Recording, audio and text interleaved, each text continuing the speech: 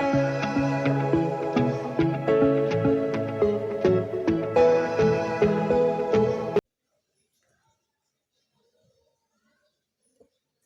Student, कैसे हैं आप। आशा करता हूँ आप सब लोग घर पर सुरक्षित और मंगलमय होंगे। स्टूडेंट्स, आज आपके लिए लेकर आए हैं पहाड़ी कला।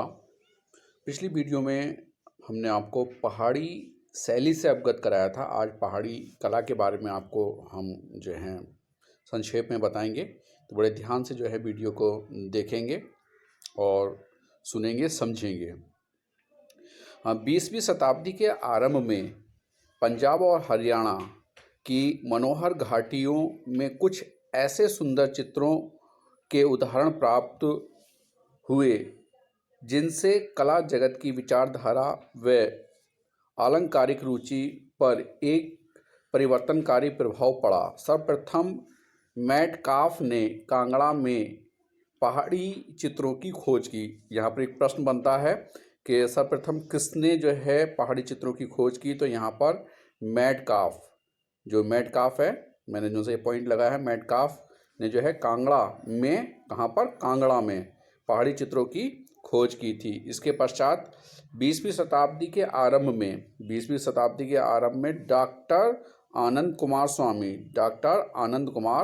स्वामी यानी कि जो सा मैं लगा रहा हूँ, आनंद कुमार स्वामी ने इन चित्रों की आगे खोज की और कुछ लेख भी लिखे। सन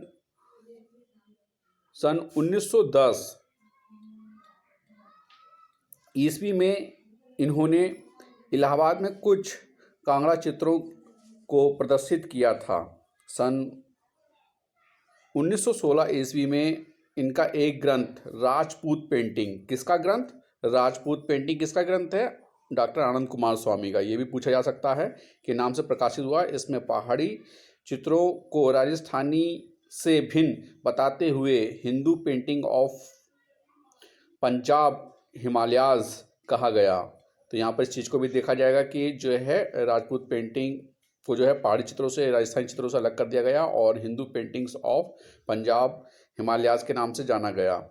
आगे देखते हैं। सन 1926 ईस्वी में ओ.सी. गांगुली की पुस्तक, यहाँ पर पूछा जा सकता है कि ओ.सी. गांगुली की पुस्तक कौन सी है, या ओ.सी. गांगुली की पुस्तक का नाम क्या है, या प्रस्तुत पुस्तक जो है किसकी है। Master pieces of Rajput arts, master pieces of Rajput arts किसकी रचना है, तो master pieces of Rajput arts जो है ओ.सी. गांगुली की रचना है। प्रकाशित हुई सन 1926 में ही। के.सी. मेहता की स्टडीज इन इंडियन पेंटिंग, यहाँ पर पुस्तकों के नाम बहुत ध्यान रखेंगे, इससे रिलेटेड बोर्ड में कई बार क्वेश्चन पूछे गए हैं, कई बार जो है टीजीटी पीजीटी लेवल पर क्वेश्चन आए हैं कि स्टडी इन इंडियन पेंटिंग किसकी पुस्तक है, के.सी. मेहता नामक पुस्तक प्रकाशित हुई। सन 1930 में जे.सी. फ्रेंच द्वारा पहाड़ी कला केंद्रों का भ्रमण करने के पश्चात हिमालयन आर्ट किसकी रचना हुई, यहाँ पर जे.सी. फ्रेंच की नामक पुस्तक का प्रकाशन हुआ। 1931 ईस्वी में हुआ। सन 1952 में W.G. आर्चर, जो कि क्यूरेटर थे Victoria and Albert museum London में, ने पहाड़ी चित्रकला पर 2 पुस्तकें प्रकाशित कराई। पहली Indian painting in the Punjab hills और दूसरी कांगड़ा पेंटिंग्स। ये दोनों रचनाएं जो थी W.G. आर्चर की थी। यहीं से पहाड़ी कला का स्वतंत्र मौलिक चिंतन शुरू हुआ। W.G. आर्चर ने पहाड़ी कला संबंधी कई शोधपूर्ण लेख लिखे। Doctor M.S. रंधावा ने भी इसी रीति में पहाड़ी चित्रकला का उद्धार ही कर दिया। रंधावा ने सन 1954 में कांगड़ा वैली पेंटिंग्स, ये यहाँ पर ये नाम याद रखेंगे, रंधावा की जो पुस्तक है उसका नाम है कांगड़ा वैली पेंटिंग्स। सन 1956 में कृष्णा लीजेंड इन पहाड़ी पेंटिंग, और 1958 में बसोली पेंटिंग। इसके अतिरिक्त कई अन्य पुस्तकें प्रकाशित कराईं। सन 1958 में ही कार्ल खंडालवाल ने एक मौलिक ग्रंथ पहाड़ी मिनिएचर पेंटिंग लिखकर पहाड़ी कला के लिए महत्वपूर्ण कार्य किया। तो ये सारी की सारी जो है बहुत ही महत्वपूर्ण पेंटिंग्स की बुक हैं और किस किस सन में प्रकाशित हुई, कौन कौन इनके जो है रचनाकार हैं, इन चीज़ों को आप जो है ध्यान से पॉइंट आउट कर लें। ये बहुत ही इम्पोर्टेंट है और बार बार जो है टीजीटी पीजीटी एग्ज़ाम्स में, ड्राइंग एग्ज़ाम्स में और अन्य कंपटीशंस में आता रहता है। आगे बढ़ते हैं इसी सीरीज़ में। डॉक्टर बी एन गोस्वामी ने पहाड़ी शैली को सामने लाने के लिए कई लेख प्रकाशित किए और इन लेखों के माध्यम से यह बताने का प्रयास किया कि पहाड़ी चित्रकला पहाड़ों पर बसे हुए चित्रकारों का ही अपना प्रयास था।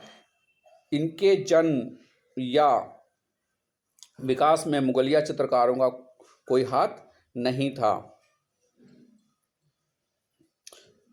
17वीं शताब्दी में औरंगजेब की उपेक्षा और 18वीं शताब्दी के मध्य तक मुगल साम्राज्य के छिन्न हो जाने की वजह से मुगलिया कलाकार नए नए आश्रय खोजने को मजबूर हो गए। उनमें से कुछ कलाकारों ने पश्चिमी हिमालय के छोटे छोटे राजाओं का आश्रय लिया और उन्हीं के हाथों 18वीं शताब्दी में पहाड़ी शैली का जन्म हुआ। इन स्थानों पर स्थानीय शैली पूर्व में ही विद्यमान थी। शाही कलाकारों ने मुगल शैली के समन्वय से इस कला में एक नवीन प्रेरणा उत्पन्न की। इस पहाड़ी शैली के चित्रों में हिमालय की सुरम्य प्राकृतिक पृष्ठभूमि में उन्मुक्त क्रीड़ा करती हुई चित्रकार की आत्मा के दर्शन होते हैं। पहाड़ी शैली के चित्रों के विषय में वैष्णव धर्म का मुख्य स्थान है। रीतिकालीन कवियों में सूरदास, तुलसीदास, केशव, मतीराम एवं बिहारी आदि के काव्यों पर आधारित चित्रण इस शैली में बड़ी सुंदरता के साथ हुए हैं। इसके अतिरिक्त इन चित्रों में संगीत एवं चित्रशाला का समन्वय दिखाई देता है जो रागमाला चित्रों में परिलक्षित है। इनके रागों का व्यक्तीकरण करके चित्र निर्मित किए गए हैं जो बहुत विख्यात हैं। जयदेव कृत गीत गोविंद, यहाँ पर यह भी पूछ लिया जाता है कि जयदेव किसकी रचना है, गीत गोविंद, या जयदेव की रचना क्या है, गीत गोविंद, से पहाड़ी कलाकारों को विशेष प्रेरणा मिली।